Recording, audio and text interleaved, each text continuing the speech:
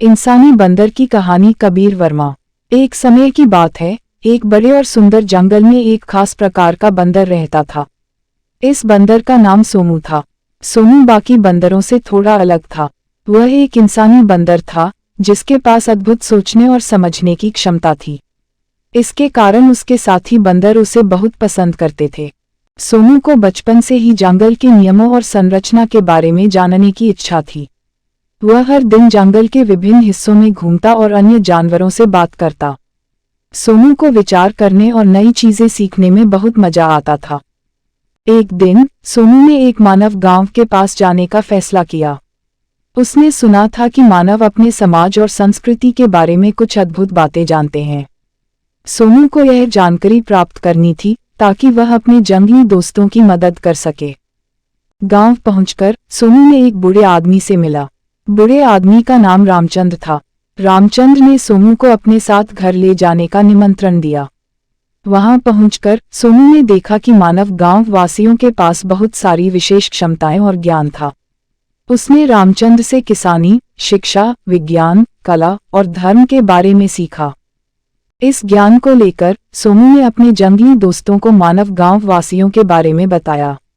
वह सभी को यह सिखाने लगा कि कैसे वे अपने परिवेश को संरक्षित और स्वच्छ रख सकते हैं। सोमू ने उन्हें नई तकनीकों से फल और सब्जियों की खेती करने का तरीका भी सिखाया। धीरे धीरे जंगली जानवर और मानव गांव वासी एक दूसरे के प्रति समर्पण और समझ विकसित करने लगे। सोमू के प्रयासों से जंगल के परिवेश और गांव की स्थिति में सुधार हुआ। उसके दोस्तों ने उसे बहुत सराहा और उसके प्रति गर्व महसूस किया। सोमू ने जंगल और गांव के बीच सद्भावना का पुल बनाने में मदद की और दोनों पक्षों के बीच सहयोग बढ़ाने में योगदान दिया।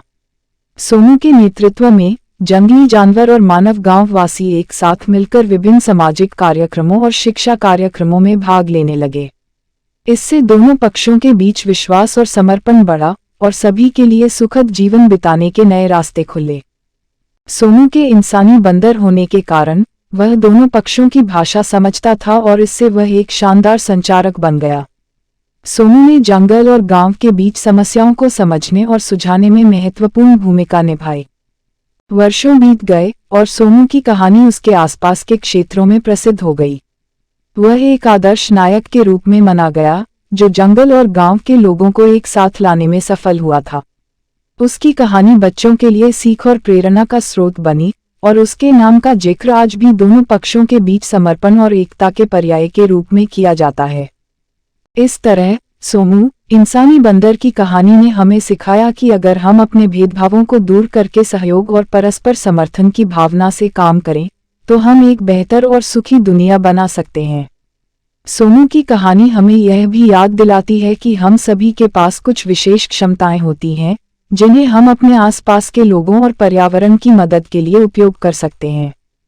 सोमू की यात्रा ने न केवल जंगल और गांव के लोगों के बीच समर्पण और सहयोग बढ़ाया, बल्कि यह एक महत्वपूर्ण संदेश देती है कि हमें सीखने और समझने की क्षमता के साथ साझा संसाधनों का उपयोग करके हमारी दुनिया को सुधारने की कोशिश करनी चाहिए।